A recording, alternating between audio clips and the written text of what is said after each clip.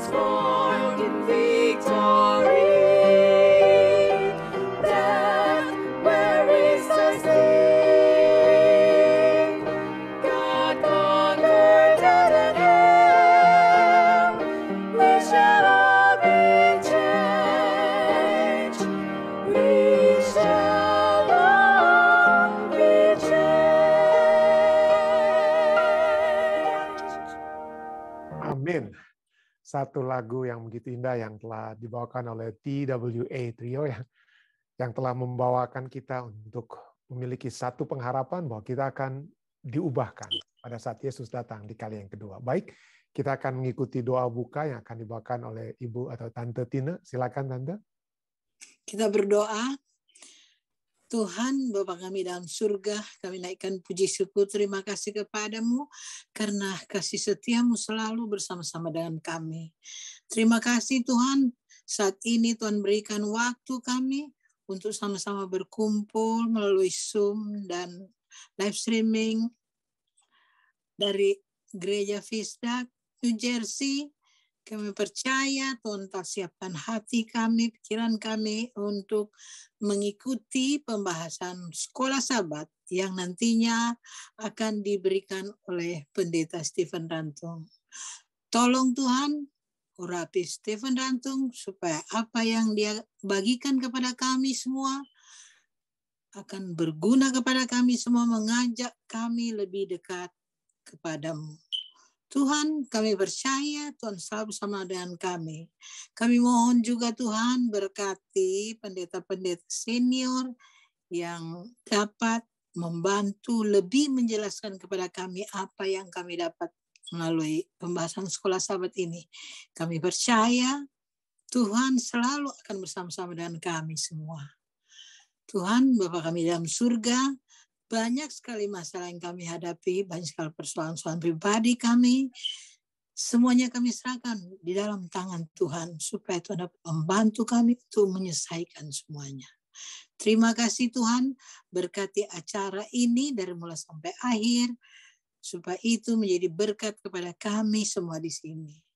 Semuanya kami serahkan dalam tangan Tuhan, kehendak Tuhan jadi. Kami berdoa dan mengucap syukur demi nama Yesus, Juru Selamat dan Penebus kami.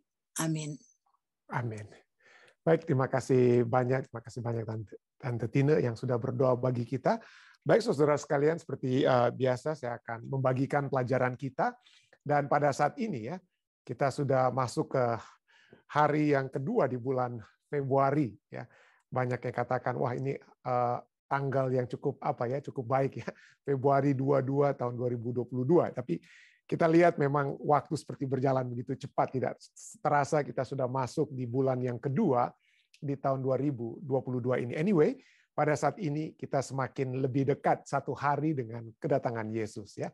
Dan kita pada saat ini kita akan berbicara tentang seorang imam kekal ya, an eternal priest. Apa dari segi apa kekekalan tersebut yang dapat kita lihat, dan apa kira-kira yang dapat di kekuatan yang dapat kita peroleh dari kita memiliki seorang imam yang kekal. Adakah imam yang tidak kekal? Nanti kita akan lihat. Yesus adalah imam yang setia, adalah judul kita sepanjang minggu ini. Dan pada malam hari ini kita waktu Amerika kita akan membahas tentang seorang imam yang kekal atau an eternal priest, an eternal priest. Bacalah pelajaran sahabat kita katakan, bacalah Ibrani 7 ayat 16, atas dasar apa Yesus menjadi imam ya. Ibrani 7 ayat 16 katakan dia menjadi imam bukan berdasarkan peraturan manusia ya, bukan berdasarkan Taurat manusia atau hukum manusia. Kalau hukum manusia maka itu hanya kepada Harun ya. Tetapi berdasarkan hidup yang tidak dapat binasa. Hidup yang tidak dapat binasa. Jadi Yesus menerima imamat, pelajaran kita katakan, Yesus menerima imamat atas dasar kehidupan yang tidak dapat dihancurkan, dan karena dia memegang pelayanan yang kekal, pelayanan kekal.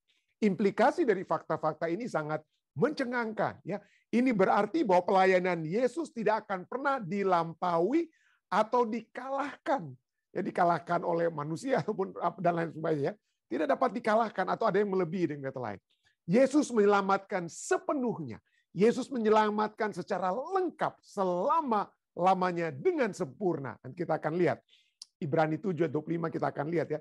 Yesus menyelamatkan dengan sempurna. Keselamatan yang Yesus berikan adalah total dan final. Final ya. Total. Menyeluruh, tidak ada dapat diganggu gugat dengan kata lagi. Itu mencapai aspek terdalam dari sifat manusia ya, sifat manusia terdalam di situ ya. Pengantaran Yesus di hadapan Allah melibatkan semua manfaat yang diberikan di bawah perjanjian baru. Jadi itu semua bermanfaat sekali ya. Itu mencakup lebih dari sekedar pengampunan dosa. Kita sudah lihat pengantaran Yesus juga selain membawa kita kepada pengampunan dosa ya. itu juga apa? Selain daripada pengampunan dosa, itu menyiratkan menempatkan hukum di dalam apa? Dalam hati kita, menjadikan kita orang baru di dalam Dia.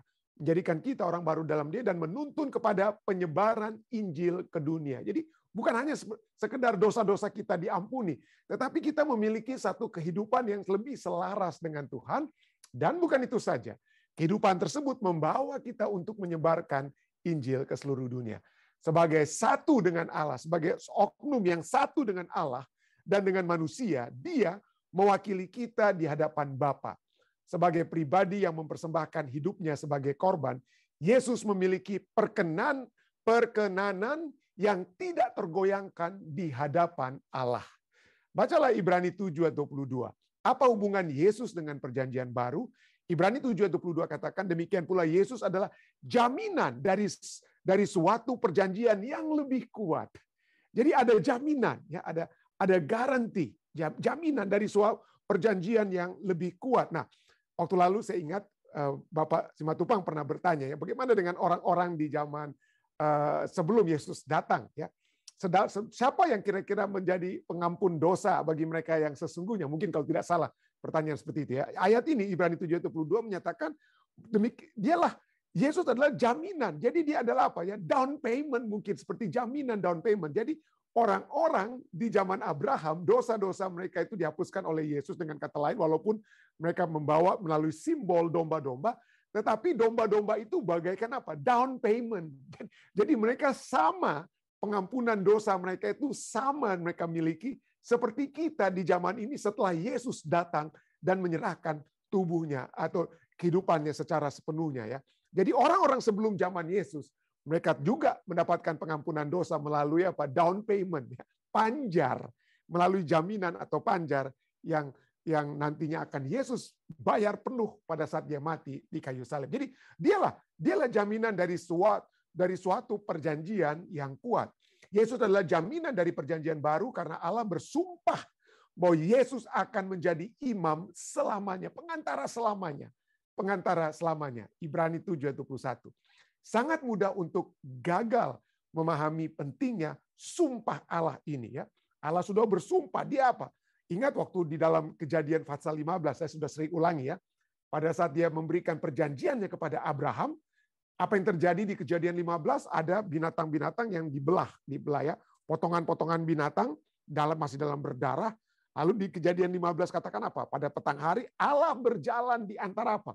Potongan darah tersebut, potongan binatang yang sudah dipotong tersebut. Yang menyatakan apa? Bahwa ingat bagaimana orang membuat perjanjian di zaman dahulu, saya sudah sering ulangi ini, kita ulangi sedikit lagi, ya.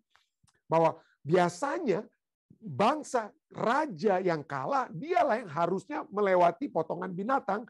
Kenapa? Karena mereka yang kalah harus memberikan satu ilustrasi bahwa kalau saya tidak bisa tunduk kepada raja yang menang, maka nasib saya akan menjadi seperti apa? Potongan binatang ini. Saya akan apa? Dipotong kalau saya tidak menepati janji saya. Tapi kita lihat Kejadian 15, bukannya Abraham yang akan melewati perjanjian dengan Tuhan, dia yang melewati potongan binatang, tapi Allah sendiri yang melewati potongan binatang tersebut, yang menyatakan Allah akan pasti memenuhi apa? Perjanjiannya, ya, covenant-nya. Dan covenant Allah tersebut itu secara simbolis seakan-akan Allah yang melewati apa? Melewati potongan binatang, tetapi kita lihat itu juga secara literal juga terjadi pada saat Yesus harus mati, dengan kata lain. Yesus mati agar supaya kita dapat memasuki satu perjanjian yang baru dengan Allah. Jadi itulah begitu hebatnya Allah yang bersumpah, dengan kata lain. Pasti dia akan apa? Allah yang bersumpah bukan seperti kita. Sumpah hidup semati, begitu apa sakit dan lain sebagainya, kita bisa tinggalkan pasangan kita dan lain sebagainya. Tapi bukan Allah kita. Jadi pelajaran kita kemudian katakan, Paulus telah merujuk pada sumpah yang dibuat Allah kepada generasi gurun dan kepada Abraham. Ya. Perbedaan antara sumpah itu dan sumpah yang Allah telah buat kepada anaknya adalah bahwa sumpah itu dibuat untuk manusia fana, kepada orang-orang Israel dan kepada Abraham. Sumpah tetap berlaku selama penerima manfaat masih hidup, yaitu orang-orang Israel dan semua, ya, masih hidup. Sumpah Allah kepada generasi gurun dan kepada Abraham tetap mengikat selama ada generasi gurun dan keturunan apa? Keturunan Abraham. Galatia 3:29. Akan tetapi, nah ini dia. Akan tetapi dalam kasus anak yang hidupnya tidak dapat dihancurkan, sumpah yang dibuat Allah kepadanya, kepada anaknya, akan mengikat untuk selama-lamanya. Akan mengikat untuk selama-lamanya. Seseorang yang menjadi kepastian panjar ya, atau jaminan bagi orang lain, itu orang tersebut dapat dikenakan hukuman yang sama seperti orang yang akan ditanggungnya. Orang yang ditanggungnya termasuk dalam hal ini kematian. Namun, nah pelajaran kita katakan, namun Bapa menempatkan Yesus sebagai jaminan bagi kita bahwa dia tidak akan mengingkari janjinya. Janjinya pasti. Janjinya pasti. Kenapa? Karena Yesus tidak akan pernah mati, dengan kata lain bahwa janji itu tidak akan pernah berlalu daripada kita ya. Itulah jaminannya. Begitulah kepastian kita dapat memperoleh keselamatan yang telah diberikan kepada kita di dalam Yesus. Jadi pada saat kita menerima keselamatan tersebut, pada saat kita menerima keselamatan kasih karunia Kristus dan hidup dalam satu jalur keselamatan ya. Jadi jalur keselamatan itu sudah ada. Kita sudah dibawa Allah. Kita jalan-jalan kita itu jalan-jalan yang sesat ya. Lalu kita menerima pada saat Allah mengulurkan tangannya, kita terima uluran tangan Tuhan, lalu Allah tempatkan kita dalam jalur keselamatan. Kita pasti akan tiba. Kita tidak akan sesat kalau kita terus berada dalam jalur keselamatan tersebut. Tapi kalau kita dengan kehendak kita sendiri, saya nggak mau ikut jalur Allah, saya mau kembali jalur saya sendiri. Kita menyimpang keluar dari jalur keselamatan Allah karena kita tidak memiliki kembali hubungan yang erat dengan Dia, tidak mengikuti kehendak-kehendaknya, maka kita adalah orang-orang yang akan tidak berada dalam keselamatan dengan kata lain. Tapi pada saat kita berada terus dalam jalur keselamatan, Allah katakan kalian, Anda semua pasti akan tiba di keselamatan tersebut. Jadi inilah kepastian keselamatan. Kepastian keselamatan karena Yesus yang terus-menerus bekerja. Yesus yang tidak tinggal diam bahkan dalam kerajaan surga sekalipun. Murid-murid pada saat dia akan katakan, aku akan pergi kepada Bapa, dia akan naik ke surga. Waduh, mereka mulai apa? Mereka mulai, waduh bagaimana nanti kami Tuhan, kami nantinya gimana kalau kamu pergi naik ke surga. Tapi Yesus katakan, aku akan pergi tetapi aku akan terus menyertai kamu sampai sepanjang masa.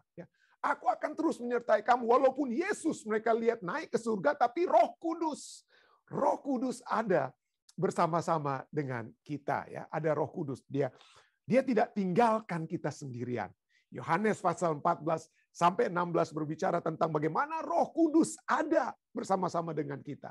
Ya, menjadi saluran tangan Yesus dengan kata lain, karena Roh Kudus datang untuk memuliakan Tuhan ya. Pada saat dia bekerja saat ini untuk memuliakan Yesus ya. Dan dia melakukan segala sesuatu yang diinginkan oleh Diinginkan oleh Yesus. Tapi itulah segala sesuatu yang sedang terjadi kepada kita saat ini melalui Roh Kudus dan apa yang Yesus sedang lakukan bagi kita dalam kerajaan surga saat ini, itu menunjukkan pekerjaan keimamatannya. Pekerjaan keimamatan Yesus yang berbeda dengan keimamatan manusia ya. Keimamatan daripada perjanjian lama atau keimamatan Harun ya. Kita sudah pelajari kemarin tadi malam waktu New Jersey, dan kita coba lihat lagi ayat-ayat yang lebih membantu kita untuk melihat adanya perbedaan antara keimamatan perjanjian lama, keimamatan Harun, dan keimamatan Yesus. Ya, kita lihat waktu lalu keimamatan Harun darahnya darah binatang, tapi keimamatan perjanjian baru darahnya darah Yesus. Ya, keimamatan Harun dari suku Lewi, dari suku keturunan Harun, tapi keimamatan perjanjian baru, keimamatan Yesus dari siapa? Dari grup Melkisedek ya, dengan kata lain, walaupun Yesus lebih daripada Melkisedek. Jadi begitu banyak perbedaan kita lihat. Tapi inilah kita lihat bagaimana keimamatan perjanjian lama itu salah satu adalah kalau perjanjian kita yang kita sudah pelajari sekarang, keimamatan Yesus itu kekal, keimamatan yang kekal. Tapi perjanjian lama itu dibatasi, dicegah oleh maut. Ibrani 7:23 katakan, dan dalam jumlah yang besar mereka imam-imam perjanjian lama, mereka yang dalam jumlah yang besar, kalau Yesus cuma satu, tapi imam perjanjian lama, jumlah mereka besar telah menjadi imam, karena mereka, kenapa harus menjadi besar? Karena mereka dicegah oleh maut untuk tetap menjabat sebagai imam. Jadi kenapa? Maksudnya apa? Kalau saya seorang imam besar, lalu kemudian saya mati, saya dicegah oleh maut, maka keturunan saya akan menggantikan saya menjadi apa? Imam besar. Itulah sebabnya keturunan demi keturunan mulai apa? Muncul sampai apa? Jumlah mereka itu menjadi apa? Jumlah yang besar. Jumlah yang besar. Misalnya Harun mati. Bilangan 20-28 berbicara Musa menanggalkan pakaian Harun dan mengenakannya kepada Eleazar, anaknya Harun. Lalu matilah Harun di puncak gunung itu. Kemudian Musa dengan Eleazar turun dari gunung itu. Jadi imam besar yang pertama di perjanjian lama, Harun, saudara, kakak daripada Musa. Dia mati, anaknya jadi apa? Anaknya jadi imam besar, namanya Eleazar. Lalu Yosua 24 ayat 33 berkata bahwa Eleazar anak Harun, Eleazar bin Harun mati. Dia mati, lalu dikuburkan di bukit yang diberikan kepada Pinehas. Anaknya itu di pegunungan Efraim. Jadi Harun, Eleazar, Pinehas, sudah 3 yang kita lihat ya. Sehingga sampai ada Ka'bah terakhir yang masih berdiri di Yerusalem, yaitu sampai tahun 70 AD ya. 70 sesudah Kristus ya. Sesudah Masehi maksudnya. Itu masih ada Ka'bah. Nah, sekarang Ka'bah itu sudah hancur ya. Kalau Anda lihat ke Yerusalem saat ini, maka Ka'bah itu sudah menjadi Masjid Al-Aqsa di sebagian besarnya. Tapi ada temboknya yang masih ada the Wailing Wall, makanya orang-orang Yahudi situ menangis. Mereka berdoa supaya apa? Berdoa supaya nanti di balik tembok ini, yang sekarang di balik tembok itu adalah Masjid Al-Aqsa tersebut, mudah-mudahan didirikan kembali Ka'bah tersebut. Tapi Ka'bah itu sudah hancur di tahun 70. Dan sejak tahun 70, tidak ada lagi imam besar. Kenapa? Imam besar itu bukan bertugas di sinagog, saudara-saudara, bukan di rumah ibadat. Imam besar itu bertugasnya itu di Ka'bah. Jadi tidak ada lagi Ka'bah tahun 70, dan itulah berakhir. Jadi sejak dari Harun sampai kepada tahun 70 AD, menurut sejarawan Yahudi, bukan orang Kristen ya, sejarawan Yahudi yang bernama Josephus, ya Flavius Josephus, dia katakan ada 83 imam besar. Mulai dari Harun sampai dengan apa? Hancurnya Ka'bah di Yerusalem tahun 70 sesudah Masehi ya. Jadi itulah ada 83. Jadi jumlahnya banyak. Jumlahnya banyak tuh imam-imam besar. Tetapi keimamatan Yesus, imam besar kita yang ada dalam perjanjian sudah cuma 1 ya. Sudah 1 ya. Tetapi karena ayat 24 katakan, ia tetap selama-lamanya, imamatnya tidak dapat beralih kepada orang lain. Yesus tidak pernah mati. Dengan kata lain, setelah dia menjadi imam besar ya, waktu dia menjadi manusia, dia di dalam dunia ini dia mati, tapi kemudian dia bangkit, dia naik ke surga, dia menjadi apa? Imam besar dalam kerajaan surga, dan dia tidak akan pernah mati. Dan itulah sebabnya keimamatan Yesus continues forever. Ya, tetap untuk apa? Tetap selama-lamanya. Atau seperti Ibrani 12 ayat 27 katakan, tidak tergoncangkan. Dia nggak akan pernah mati. Nggak akan ada imam besar sesudah Yesus. Karena Yesus tidak akan pernah mati dengan kata lain. Ya. Nah itulah sebabnya. Karena dia tidak akan mati, dia tetap untuk selama-lamanya, makanya dia dapat menyelamatkan dengan sempurna semua orang yang oleh dia datang kepada Allah. Sebab ia hidup senantiasa untuk menjadi pengantara mereka. Jadi Yesuslah satu-satunya imam besar kita saat ini, tidak akan ada lain selain dia, dan dia akan selama-lamanya hidup. Dengan kata lain, tidak akan digantikan oleh kematian. Tidak ada maut yang mencegah dia menjadi imam besar. Dan itulah sebabnya implikasi dari Yesus, keimamatan Yesus yang selama-lamanya itu apa? Yang tidak tergoncangkan itu, dia akan menyelamatkan kita dengan apa? Menyelamatkan kita dengan sempurna. Dia akan menjadi pengantara kita yang sempurna. Dan ia hidup senantiasa untuk menjadi pengantara mereka. Nah, satu ayat ini, kalau kita lihat, mungkin kalau Anda baca sekilas, ya, wah bagus sekali ayatnya. Tapi kalau Anda perhatikan, ada yang cukup ironis dari satu ayat ini saja. Ada hal yang kalau orang yang mempelajari dan merenung-renungkan ya, saya mengajak kita semua ya, mungkin ada di antara Anda yang sudah mendapatkan kok ada ironisnya, ada 2 kata yang seakan-akan bertolak belakang. Ya, satu kata adalah sempurna, komplit, dan yang satu kata itu adalah senantiasa, selalu. Ya, selalu itu ada apa? Waduh, selalu itu berarti periodenya panjang. Kalau sempurna berarti ada satu titik di mana dia sudah tidak bergerak lagi, dia sudah berhenti. Itulah sempurna, komplit, stop, sempurna, komplit, stop. Tapi senantiasa itu seperti masih melar gitu ya. Nah inilah ironisnya ya. Jadi apa yang dimaksudkan dengan ayat ini? Kok dia menyelamatkan dengan sempurna, komplit, finish, total. Tapi kenapa dia masih ada senantiasa? Kalau kata senantiasa artinya masih ada kesempatan-kesempatan dan sebagainya. Jadi bagaimana kita coba mensinkronisasikan ayat ini? Cukup menarik ya, itulah salah satu pusat studi kita ya. Dia adalah pengantara yang menyelamatkan dengan sempurna. Kata sempurna itu adalah bahasa Alkitab bahasa Inggris katakan apa? Completely apa ya? Complete, yes. Complete. Jadi saya sudah komplit menyelesaikan pekerjaan saya, berarti saya sudah apa? Selesai seluruhnya, ya. To the uttermost. Jadi to the uttermost artinya sudah sampai ujung-ujungnya. Udah mentok dengan orang bilang, udah mentok, ya. For all time, untuk segala masa itu sudah mentok dengan kata. Jadi dari kata panteles. Dari kata panteles, complete, entire, perfect, through all time. Jadi waktunya itu sudah apa? Lengkap dan apa? Always. No, kok ada bisa juga always gitu ya. Nah, ini coba kita lihat, Anda lihat kata panteles ini memiliki apa?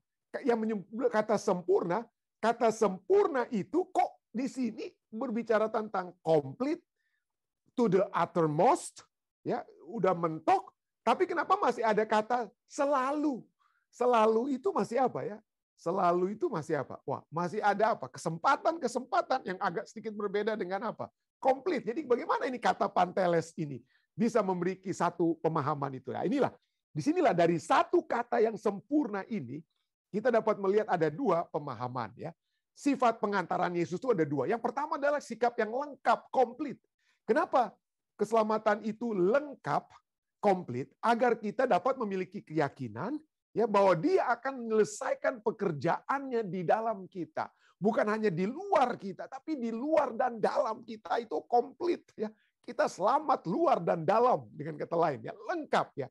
Dan juga ini memiliki kata always, kata panteles ini atau pengantaran Yesus ini juga berkelanjutan. Kenapa? Agar berkelanjutan, kenapa? Agar kita dapat apa sekarang? Memiliki keyakinan bahwa dia tidak akan pernah meninggalkan kita. Ya. Dia tidak akan pernah meninggalkan kita. Loh, kenapa kalau demikian? Ini apakah ini berarti once saved, always saved? Ya, sekali selamat, kita tidak akan selamat. Ya, betul. Kalau kita berada dalam jalur keselamatan, dia tidak akan pernah meninggalkan kita. Tapi kalau kita lari dari jalur keselamatan, jadi kita yang tinggalkan dia. Bukan dia tinggalkan kita. Tapi dari pihak Tuhannya sendiri, dia akan menuntun kita berjalan dalam satu jalan sehingga keselamatan kita itu apa? Lengkap sampai kita masuk dalam kerajaan surga. Tapi itulah kita ya. Seperti bagaikan anak-anak yang nakal yang dipegang oleh orang tuanya tapi nggak mau dipegang oleh orang tuanya, lepaskan tangan orang tuanya lalu lari untuk apa? Lari untuk cari jalannya sendiri. Jadi kita yang meninggalkan Tuhan, bukan Tuhan yang meninggalkan. Jadi dia tidak akan pernah meninggalkan kita. Sekali lagi, jangan kita bernyanyi seperti Bimbo, aku jauh, engkau jauh, atau kita, Tuhan di manakah tanganmu, dan lain sebagainya. Ya. Dia tidak akan pernah meninggalkan kita. Tapi kita yang meninggalkan dia, iya. Tapi dia tidak meninggalkan kita. Kalau kita terus berjalan bersama-sama dengan dia. Ibrani 7:25, kembali kita ulangi ya. Ada dua yang seperti seakan-akan bertentangan, tapi sesungguhnya ini adalah satu pemahaman yang sangat komplit ya. Ia sanggup menyelamatkan dengan sempurna dan ia untuk mencapai keselamatan yang sempurna itu dia akan hidup senantiasa untuk menjadi pengantara. Dia akan terus berusaha menjadi pengantara sampai keselamatan kita sempurna, dengan kata lain ya. Sampai kita yang akan menolak, sampai pintu kasihan tertutup. Sampai kita menolak bisikan Roh Kudus yang katakan, saudara, bertobat, saudari, bertobat. Kita bilang, agak, saya sudah enak nih dengan dosa saya. Pada saat itulah, maka kita yang menolak pengantaran siapa? Kita yang menolak pengantaran Yesus. Jadi dengan kata lain, pengantaran Yesus yang senantiasa untuk menjadi pengantara kita, Yesus yang hidup senantiasa untuk menjadi pengantara kita adalah agar supaya kita memiliki keselamatan yang sempurna. Saudara dan saya memiliki keselamatan yang sempurna.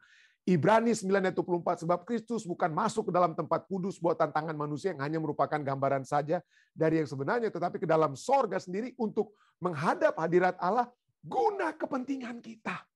Jadi kepentingan kita saja yang ada dalam benaknya. Dia bukan berbicara tentang kepentingan dia udah cukup menderita di dunia karena dianiaya dan lain sebagainya. Dia ingin bersenang-senang dulu lah kerajaan surga ya. Bukan. Allah kita adalah Allah yang selalu fokusnya. Fokus Allah kita itu adalah apa? Kepentingan kita.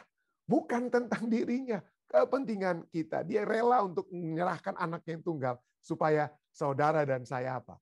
Saudara dan saya memperoleh keselamatan yang sempurna. Itulah sebabnya Wahyu 3:21 dikatakan barang siapa menang. Oke. Barang siapa menang. Kepentingan kita itu supaya kepentingan kita yang diusahakan Yesus supaya apa? Supaya saudara dan saya menang. Barang siapa menang, ia akan kududukkan bersama-sama dengan aku di atas takhtaku, sebagaimana aku pun telah menang. Sebagaimana aku pun telah menang dan duduk bersama-sama dengan Bapakku di atas takhtanya. Ya. Yesus telah apa ya? Menang.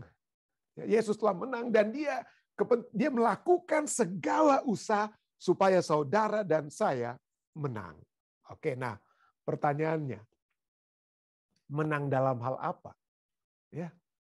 Apa kemenangan yang dapat kita miliki ya supaya kita dapat duduk di sebelah kanan Allah di dalam kerajaannya seperti Yesus yang duduk di sebelah Bapaknya di atas takhtanya. Apa kemenangan?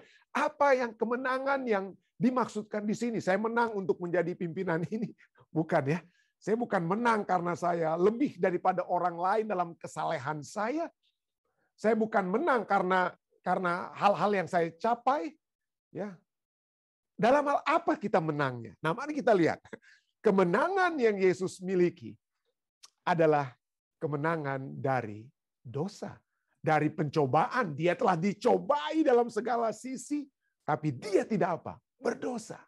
Dia menang pada saat dia dicobai dan dia dapat mengalahkan dosa. Nah, pertanyaannya, bagaimana dia menang pada saat dia dicobai? Nanti kita akan lihat ya, kita sudah pernah pelajari bagaimana firman Tuhan itu menjadi pegangan, tetapi hal yang juga menjadi hal yang utama yang menyebabkan selain firman Tuhan yang dinyatakan oleh Yesus pada saat dia dicobai oleh iblis adalah dalam hal hubungan yang selalu erat dengan Bapaknya di surga. Di dalam apa? Doa. Di dalam berdoa. Berdoanya Yesus. Itulah sebabnya Yesus dia datang untuk apa? Yesus datang untuk memperoleh kemenangan atas apa ya? Atas doa. Ya. Bagaimana supaya dia menang dalam hal apa ya? Dalam hal berdoa itu sendiri. Ya. Pengantaraan Yesus yang dia lakukan saat ini adalah dia bukan sedang beribadah dalam arti nyanyi itu apa, tapi dia sedang dalam satu poin dapat kita katakan dia berdoa bagi kemenangan kita atas dosa. Yesaya 53 sudah dinyatakan ya. Yesaya 53:12 sudah menyatakan bagaimana nubuatan tentang apa yang Yesus akan lakukan di dalam dunia ini saat dia datang kali pertama dan juga apa yang dia akan terus lakukan bagi kita. Yaitu apa? Yesaya 53:12 katakan karena ia telah menyerahkan nyawanya ke dalam maut, iya Yesus ya. Nubuatan Yesaya 53 ini katakan ia menyerahkan nyawanya ke dalam maut dan karena ia terhitung di antara pemberontak-pemberontak. Sekalipun ia menanggung dosa banyak orang, selain dia menanggung dosa banyak orang dikatakan apa? Dan berdoa untuk pemberontak-pemberontak. Dia berdoa untuk apa? Pemberontak-pemberontak. Itulah sebabnya Yesus katakan apa dalam Lukas 22 ayat 31 sampai 32 waktu dia berbicara kepada Simon Petrus. Dia katakan apa kepada Simon Petrus? Simon, Simon, lihat iblis telah menuntut untuk menampi kamu seperti gandum. Iblis telah menuntut untuk menampi kamu seperti gandum. Tetapi aku telah berdoa untuk kamu. Supaya imanmu jangan gugur. Dan engkau, jikalau engkau sudah insaf, kuatkanlah saudara-saudaramu. Jadi Tuhan apa? Tuhan salah satu hal yang dia lakukan, pengantaraan yang dia lakukan sejak dia berada di dalam dunia, dia berdoa untuk apa? Untuk murid-muridnya. Untuk umat manusia. Untuk umat-umat manusia yang berdosa, supaya mereka memperoleh apa? Supaya mereka memperoleh kemenangan. Supaya iman mereka jangan gugur. Supaya iman mereka jangan gugur. Jadi itulah sebabnya. Pada saat kita berdoa saat ini, apa yang kita katakan, ya? Ini kita sering ulang-ulangi. Kenapa kita harus mengakhiri doa kita? Katakan apa? Di dalam nama Yesus kami berdoa. Ya, di dalam nama Yesus. Ya. Karena itu adalah bisikan Roh Kudus. Roh Kuduslah yang membawa kita untuk apa? Berdoa di dalam nama Yesus. Roh Kuduslah yang telah ditugas atau telah bertugas pada saat ini untuk membawakan doa-doa yang kita ucapkan. Roh Kudus, Lukas 12 ayat 12, bahkan kata-kata yang keluar dari mulut kita pada saat kita minta, Roh Kudus dapat apa? Menyatakan itu akan apa? Dibawa kehadirat Bapa melalui apa? Roh Kudus. Jadi itulah yang Yesus sedang lakukan bagi kita. Yesus lakukan melalui Roh Kudus supaya doa-doa kita itu dapat diterima di hadirat apa ya? Bapa. Ya. Dan dia selalu berdoa. Jadi itulah sebabnya kita berdoa di dalam nama Yesus. Ya. Walaupun tentu saja saya pernah sempat nyinggung tentang ada saudara-saudari kita ya yang berdoa, kalau kita berdoa untuk khusus orang Irlandia, orang Irlandia kalau berdoa, doanya harus disalurkan kepada Santo Patrick, itu apa ya, patron saint-nya orang-orang Irlandia. Saya pernah singgung sedikit. Ya, jadi ada handbook, jadi ada buku yang ditulis oleh Mitch Finley. Buku yang ditulis oleh Mitch Finley yang berjudul The Patron Saint Handbook. Ini segala kebutuhan Anda. Kalau Anda lagi sakit demam, maka Anda harus berdoa kepada orang kudus ini. Ya, kenapa? Karena ajaran gereja Katolik adalah bahwa orang-orang kudus ini adalah orang-orang yang sudah dikukuhkan sebagai saint, orang kudus, dan mereka sekarang berada dalam kerajaan surga, dan merekalah yang akan menerima doa-doa yang khusus, doa-doa spesifik. Ya, doa-doa spesifik. Jadi kalau saya dalam perjalanan, maka saya akan berdoa secara spesifik kepada orang kudus ini. Kalau saya dalam keadaan sakit batuk, maka ini mungkin orang kudus untuk yang lagi sakit batuk. Atau untuk orang Irlandia, mereka berdoa kepada Saint Patrick, seperti saya katakan tadi. Jadi ada handbooknya yang menunjukkan penyalur doa kita kepada apa? Kepada Bapa, ya. Atau drinking with your patron saint. Jadi orang yang mau minum dan lain sebagainya, atau minum dan artinya penjaga-penjaga kita masing-masing menurut Michael Foley dalam bukunya Drinking with Your Patron Saint berbicara tentang orang-orang kudus yang harus menerima doa-doa yang spesifik yang kita katakan. Jadi orang-orang di Filipina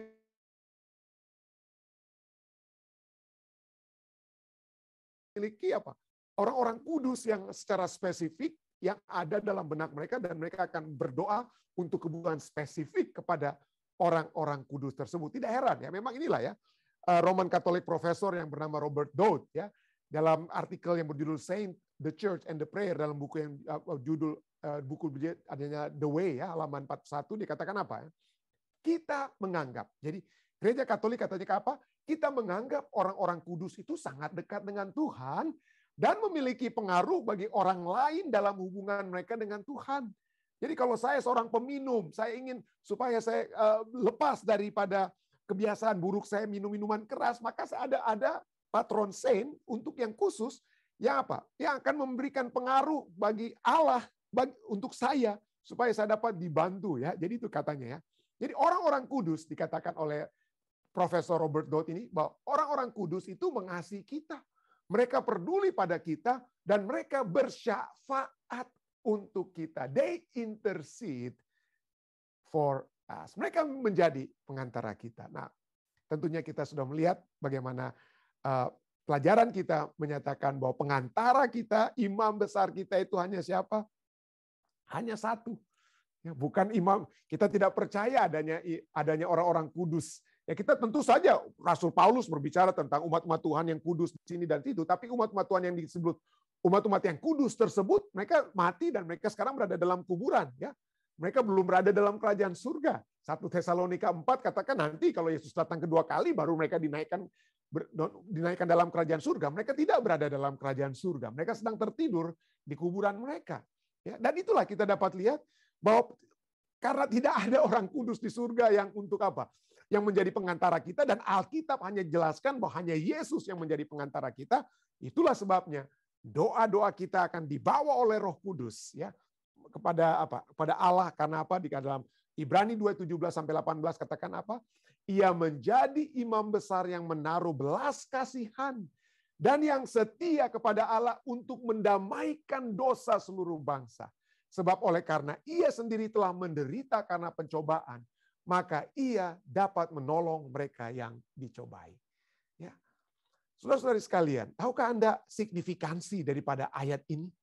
Bahwa Tuhan mengetahui pencobaan-pencobaan kita. Tuhan mengetahui kelemahan-kelemahan kita. Dan Tuhan, Yesus, mengetahui kenapa kalau kita pun harus jatuh. Dia tahu. Dia tahu begitu beratnya perjuangan umat manusia dalam pencobaan-pencobaan, entah melawan kecanduan-kecanduan yang kita miliki, keinginan-keinginan daging yang kita miliki. Dia tahu karena dia juga telah dicobai dengan pencobaan yang sama. Ya. Dia pada saat dia capek, dia dicobai. Pada saat dia kelaparan, dia dicobai. Pada saat dia bergumul, Allah yang seakan-akan dalam sebagai kemanusiaannya Allah seakan-akan jauh, dia dicobai. Dia dicobai dalam segala sisi, segala hal. Namun dia tidak berdosa. Kenapa? Karena dia memiliki hubungan yang kuat dengan Tuhan. Dan dia tahu dia saja yang adalah apa ya? Yang tidak berdosa itu cukup hebat dihajar oleh setan. Apalagi saudara dan saya. Ya, apalagi kita. Jadi dia mengetahui sekali. Dia mengetahui sekali pada saat kita jatuh. Pada saat kita harus kembali. Dan dia tidak akan pernah berkata, dia tidak akan pernah berbisik seperti setan yang berbisik kepada kita. Aduh, pendeta Rantung, dosamu itu begitu hebat. Memalukan dosa itu. Menyedihkan dosa tersebut. Tidak ada yang akan menerima engkau kembali. Keluargamu tidak, siapapun tidak.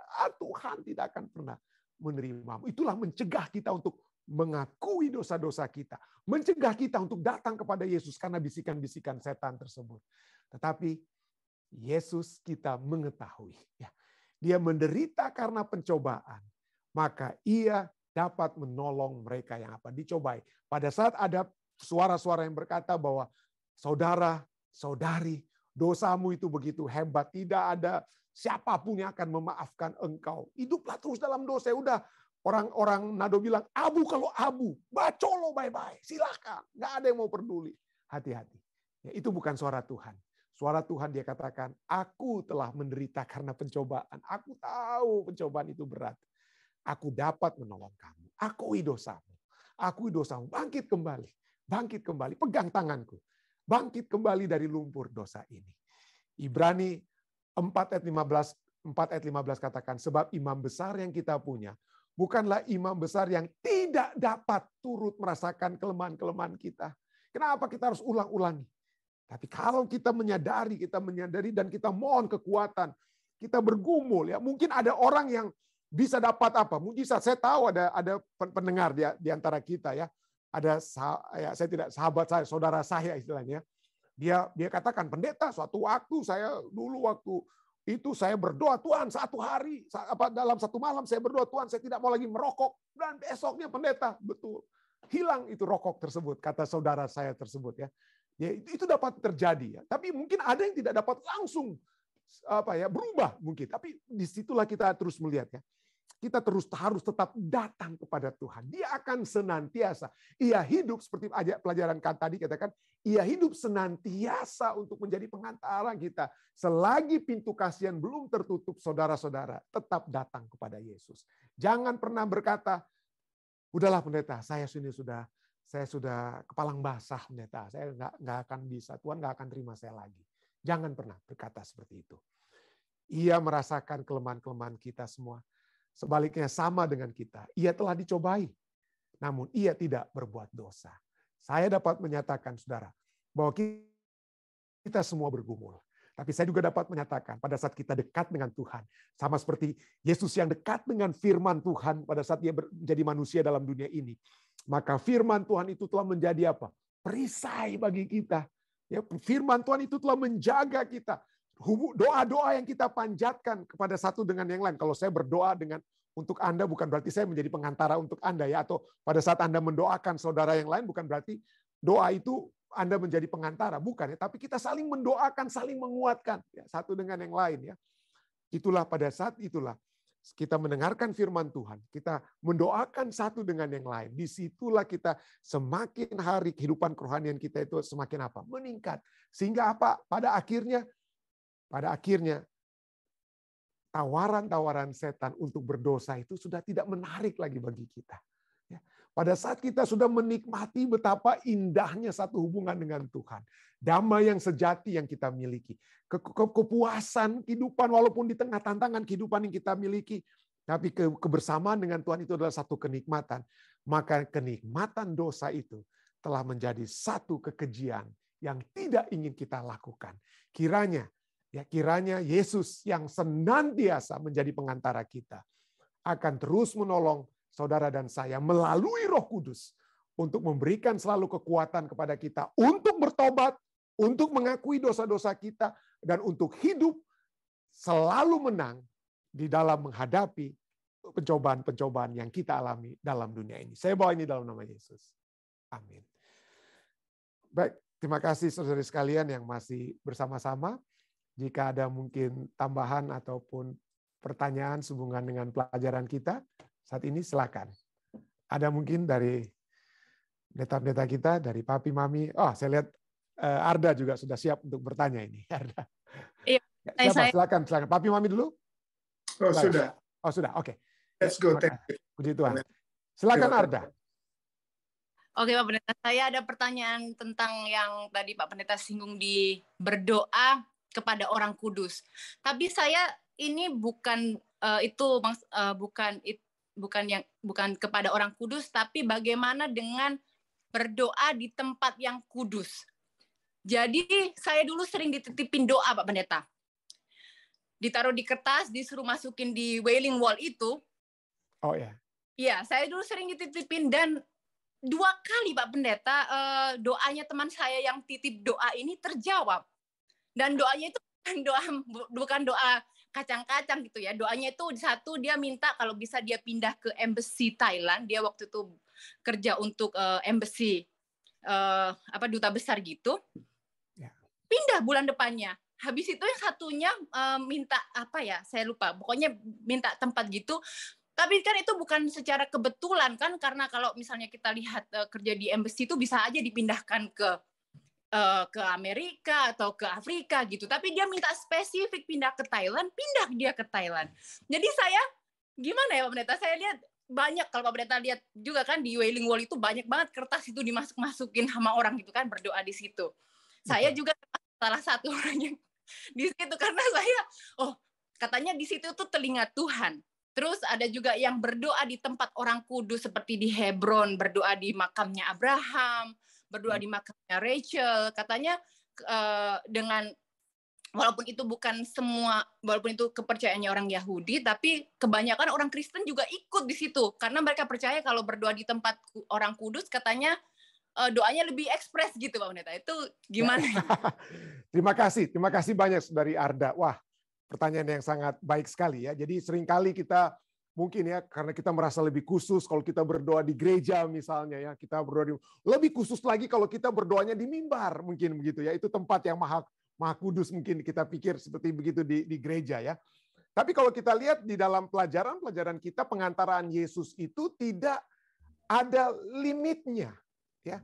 Apa yang dia lakukan kepada kita itu tidak ada keterbatasannya, tidak dibatasi oleh geografis, tidak dibatasi oleh waktu, harus waktu yang tepat baru kita berdoa, atau di geografis atau tempatnya yang lebih kudus. Kenapa?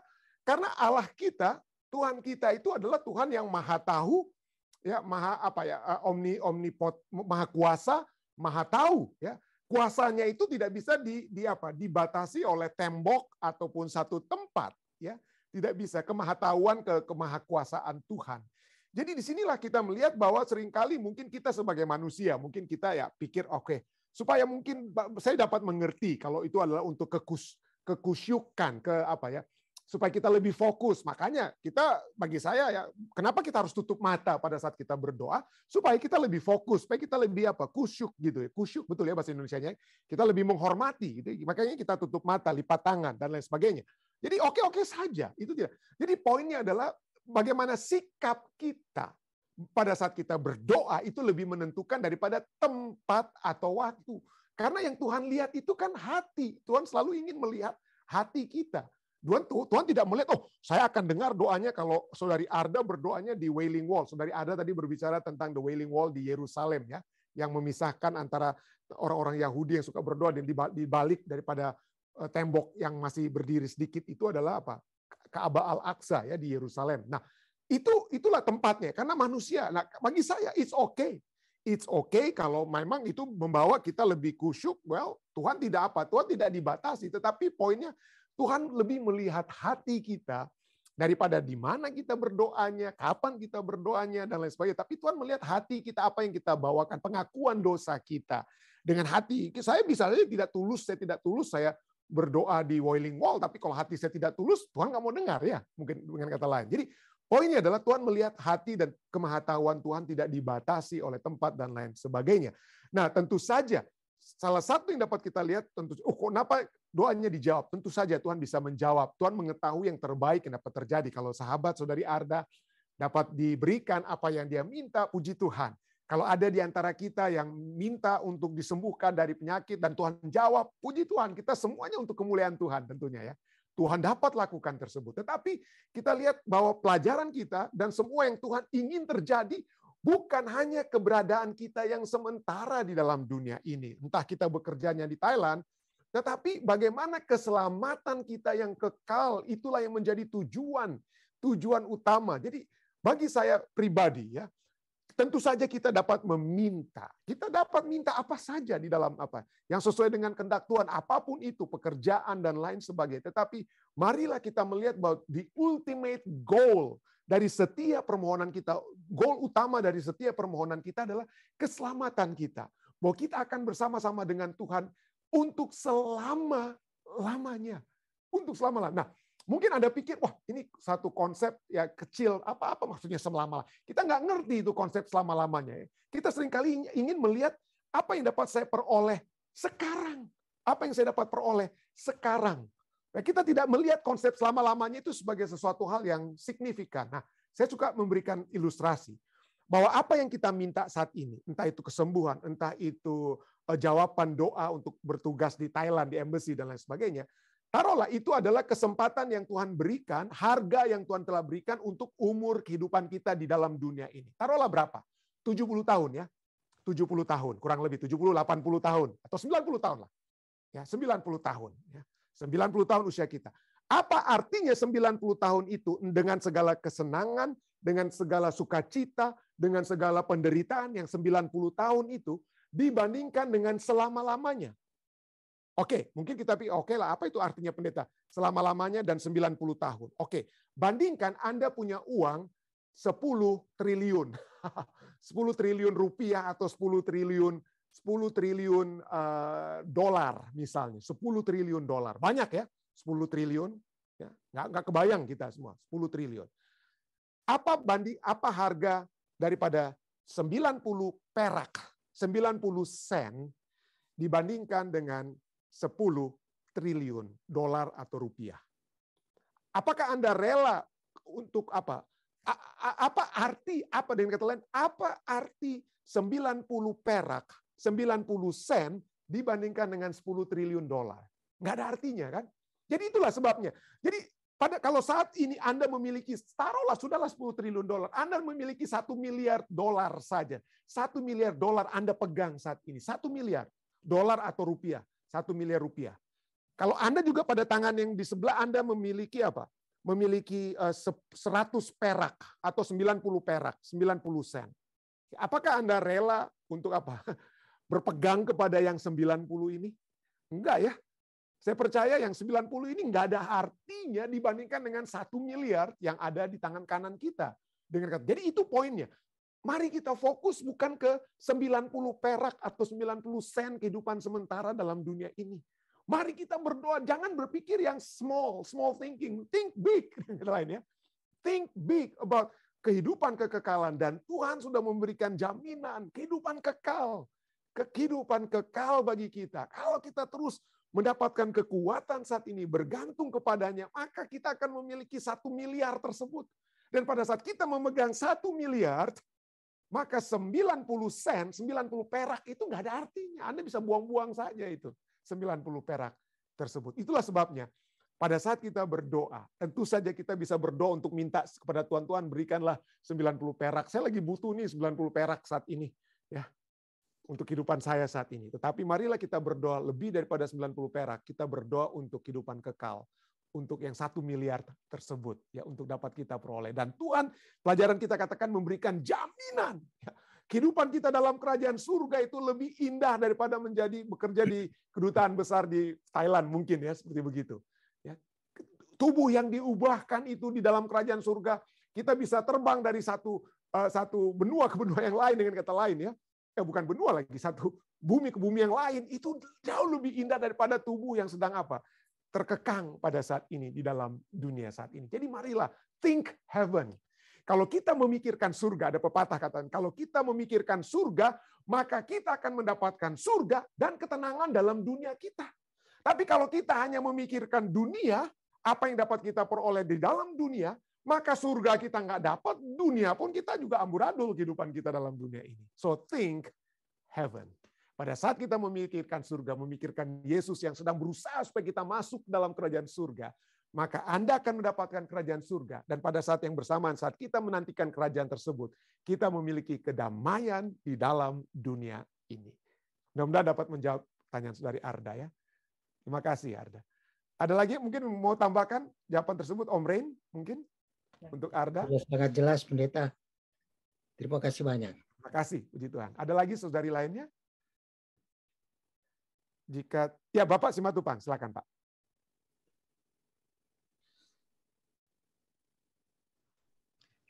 Sedikit Pendeta untuk pencobaan yang setan berikan kepada kita. Saya sering katakan ini terutama di kelas sekolah sahabat juga. Bila mana kita sebelum jatuh ke dalam dosa, setan biasanya mengatakan, oh Tuhanmu itu baik, nggak apa-apa, sekali-sekali kamu merokok, sekali-sekali kamu makan udang, sekali-sekali kamu minum, Tuhan itu maha baik, kamu akan diampuni. Itulah strategi setan kepada kita sebelum kita jatuh ke dalam dosa. Tetapi begitu kita jatuh ke dalam dosa, maka setan yang sama mengatakan, oh kamu sudah terlalu jauh dari Tuhan. Kamu tidak akan diterima oleh Tuhan lagi. Kamu tidak akan diampuni oleh Tuhan lagi. Itulah strategi setan kepada kita sekarang manusia di akhir zaman ini. Mula-mula kita dibujuk tidak apa-apa, tapi begitu jatuh, kita dibilang, oh kamu sudah jauh. Terima kasih. Terima kasih. Terima kasih. Tidak ada yang perlu saya tambahkan, sangat sempurna. Terima kasih Bapak Simatupang.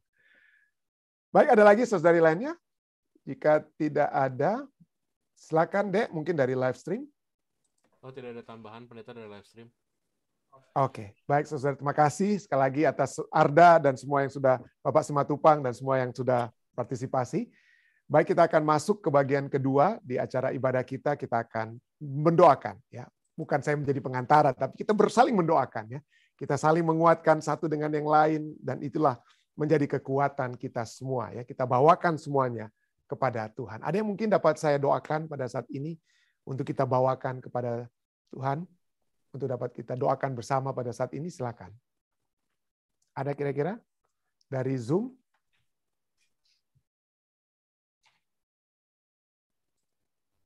Jika tidak ada dari Zoom, ya dari live stream, ya silakan Dek. Ada beberapa silent request Pendeta dari live stream. Yang pertama dari Tante Rita Londa, Tante Ike Lintang, dan juga dari Tante Eli Cherry. Oke.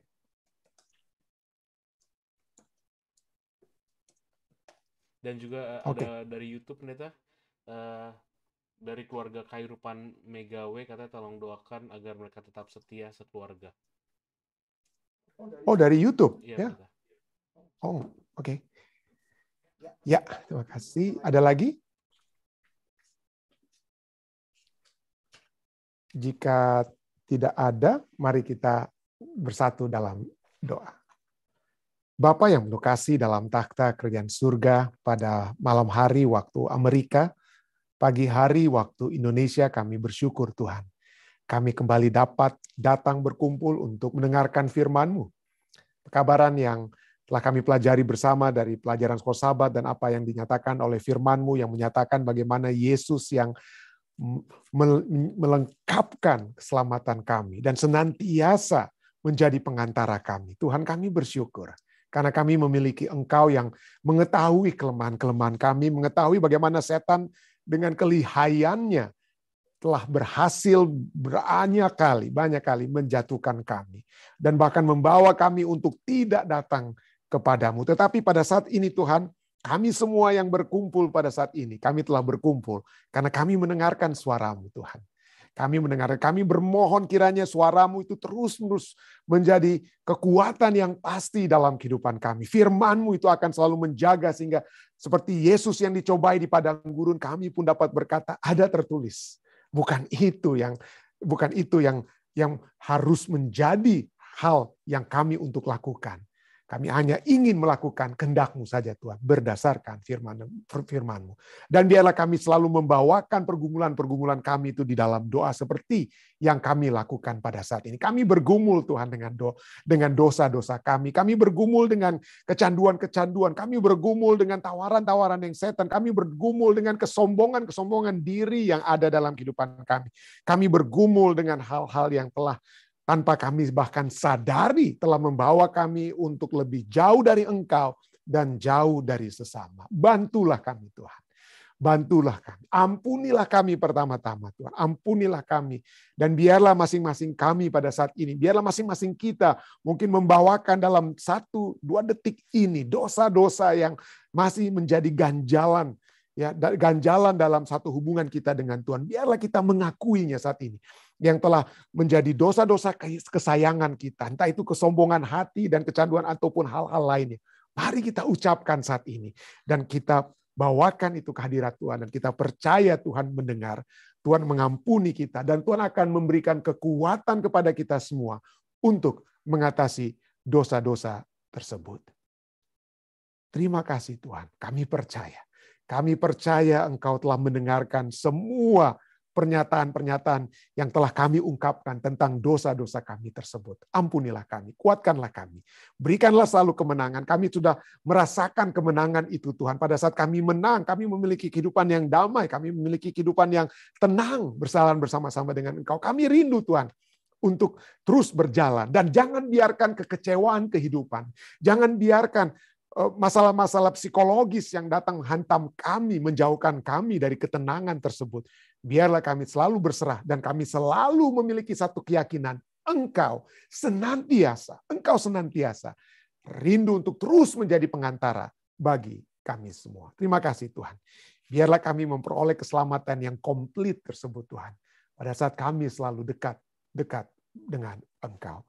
Pada saat ini Tuhan, hamba-Mu datang juga membawakan seluruh umat-umat Tuhan yang sudah berbakti baik melalui live stream, melalui YouTube dan juga melalui Zoom yang telah berkumpul pada saat ini. Orang-orang tua kami, Tuhan, pendeta-pendeta kami yang sudah bersama-sama dengan Papi, Mami, Om Pendeta Rain dan semua orang-orang tua kami lain yang sudah bergabung bersama-sama pada saat ini. Kami berdoa Tuhan, kiranya Engkau selalu menguatkan kami. Biarlah kebersamaan dengan Tuhan dan kebersamaan kami semuanya membawakan berkat yang berlimpah kepada kami. Bukan hanya berkat badani, bukan hanya berkat-berkat yang kami butuhkan untuk kehidupan sehari-hari, tetapi berkat-berkat rohani yang merupakan kebutuhan kami untuk kehidupan kekal bersama-sama dengan Engkau.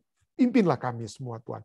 Pimpinlah juga umat-umat Tuhan yang sudah berbakti membawakan permohonan-permohonan pribadi mereka. Hamba-Mu ingin berdoa bagi Tante Eta Londa Tuhan. Tante Eta di Colorado. Tuhan mengetahui pergumulan Tante Eta. Tuhan mengetahui permohonan-permohonan Tante Eta. Tuhan kiranya Engkau akan mendengar. Engkau akan menjawab sesuai dengan jalan yang Engkau ingin Tante Eta, Om Bernie, dan seluruh keluarga mereka lalui. Tuhan, berkatilah Tante Eta, anak-anak, cucu-cucu Tuhan. Kiranya penyertaan surga akan selalu menjadi bagian mereka. Hamba-Mu juga ingin berdoa bagi Ibu Eli Cherry. Tuhan mengetahui pergumulannya. Hamba-Mu juga ingin berdoa, bukan hanya keluarga-keluarga yang selalu didoakan oleh Ibu Eli Cherry seperti Bapak Huan, yang lalu kami doakan. Tapi hamba-Mu juga ingin secara khusus berdoa bagi anggota keluarga daripada Ibu Eli Cherry, anak-anaknya Tuhan. Kami berdoa kiranya anak-anak Ibu Eli Cherry juga memiliki satu hubungan yang dekat dengan Tuhan, seperti yang dialami, dirasakan oleh Ibu Eli Cherry. Bagaimana dia hanya bisa melihat bahwa semua jalan-jalan yang Tuhan telah buka di dalam kehidupannya, penyertaan surga yang telah menjadi bagiannya, telah menjadi satu kekuatan yang pasti bagi Ibu Eli, dan kiranya itu juga dapat menjadi satu kepastiannya bagi anak-anaknya. Hal yang sama juga hamba-Mu doakan bagi saudari Ike Lintang, Tuhan. Engkau mengetahui rancangan-rancangan surga yang dapat terjadi dalam kehidupannya. Kerinduan-kerinduannya. Kiranya Engkau dapat menyatukan kerinduan saudari Ike Lintang tersebut dengan rancangan-Mu, Tuhan. Tuhan berkatilah dia. Tuhan bukakanlah jalan-jalan yang dapat dibuka bagi kehidupannya. Berkatilah juga anak dan juga anak mantunya dalam kehidupan rumah tangga mereka yang baru. Hamba-Mu juga ingin terus berdoa bagi umat-umat Tuhan lainnya yang masih dalam pergumulan kesehatan mereka, tapi kami terus berdoa kiranya kekuatan yang pasti dari surga dapat menjadi bagian mereka. Kami terus berdoa bagi saudari Mona Lisa dengan gangguan ginjalnya. Kami terus berdoa bagi kekuatan yang pasti, kesembuhan yang pasti bagi Bapak Hengki Tampu Bolon. Tuhan, kiranya hasil operasi itu terus membawa kekuatan yang pasti bagi Bapak Hengki, dan juga kekuatan yang sama dapat menjadi terus bagian Bapak Gibson Tampu Bolon. Hamba-Mu juga ingin berdoa bagi saudari Jane Rononu. Tuhan, kami terus ingin membawakan namanya karena kami terus ingin dia terus dikuatkan oleh kehadiran-Mu yang pasti, yang akan terus menjadi bagian kekuatan bagi Jane. Berkatilah juga Ibu Shana dan keluarganya, anggota keluarganya di mana saja mereka berada. Hamba-Mu juga terus ingin berdoa bagi Tante Vinsa Sela di Sukorejo, dan semua umat-umat Tuhan lainnya yang dari malam ke malam biasa kami sebutkan di dalam doa. Dan pada saat ini juga Tuhan, hamba-Mu ingin berdoa bagi umat-umat Tuhan yang ada di Jemaat Fisdak. Hamba-Mu ingin berdoa bagi anggota-anggota keluarga yang ada, anak-anak muda yang ada, anak-anak kecil sekalipun yang ada di jemaat kami dalam setiap pelayanan-pelayanan yang mereka lakukan. Kiranya Tuhan memberkati mereka. Hamba-Mu ingin berdoa secara khusus bagi Ketua Lalaki Soputan, Tuhan, Ketua Angli dan keluarganya. Tuhan, sertailah mereka. Biarlah kekuatan yang pasti dari surga akan terus menjadi bagian Ketua Angli dalam pekabaran-pekabaran yang dia bawakan di setiap paginya, Tuhan. Biarlah itu menjadi satu kekuatan kepada umat-umat Tuhan yang mendengarkan pekabaran tersebut. Dan juga bahkan menjadi kekuatan bagi anggota keluarga dan Ketua Angli Lalaki sendiri. Kami juga ingin terus berdoa bagi anak-anaknya yang ada di mana saja dan cucu juga yang Tuhan sudah percayakan bagi keluarga ini. Hamba-Mu juga ingin berdoa bagi Ibu Gina. Ibu Gina, Tuhan, kiranya dalam kehidupannya sehari-hari Tuhan akan selalu memberkati beliau. Dalam pekerjaan yang dia lakukan, kesehatan yang dia dapat selalu menjadi bagian Ibu Gina. Tuhan, berkatilah Ibu Gina ini. Terima kasih Tuhan. Kami percaya Tuhan akan memberikan kekuatan yang pasti kepada kami semua yang sudah beribadah, sudah berbakti pada saat ini. Keluarga Khairupan Megawe di YouTube yang sudah berbakti melalui YouTube, Tuhan, kiranya kekuatan kerohanian juga terus menjadi bagian mereka, keluarga Khairupan ini, Tuhan. Terima kasih. Engkau sudah mendengar, Engkau sudah menjawab doa-doa kami, Tuhan. Karena segala permohonan ini, Tuhan, telah kami bawa. Hanyalah di dalam nama Yesus Kristus yang adalah Tuhan dan Juru Selamat menebus kami. Amin. Terima kasih banyak sekali lagi saudari sekalian yang telah bergabung bersama-sama dengan kami. Saya mohon maaf jika mungkin ada masalah di video kami ya, sampai saya sudah freeze sedikit. Tapi Anda masih mendengar suara kami. Sampai bertemu besok di waktu yang sama. Stay safe, stay healthy. Tuhan memberkati kita semua. Terima kasih.